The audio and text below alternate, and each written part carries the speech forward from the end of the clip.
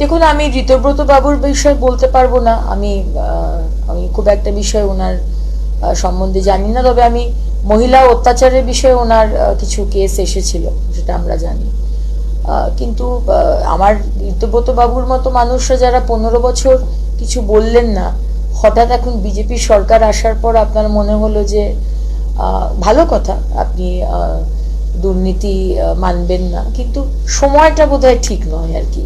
আমরা আমরা চাই মানুষ যে দল করে এসছেন এরকম ডুপ্লিকেসি করবেন না, যে দল বিজেপি আসার পরেই সঙ্গে সঙ্গে বিজেপির গুণগান গাইতে শুরু করলেন।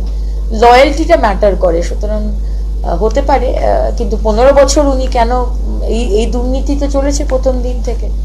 হঠাৎ এখন জাহাঙ্গীরের কথা, শেখ শাহজাহান বা আরো যারা যারা করে এসেছে মানুষের ওপর অত্যাচার, এখন কেন উনি বলছেন?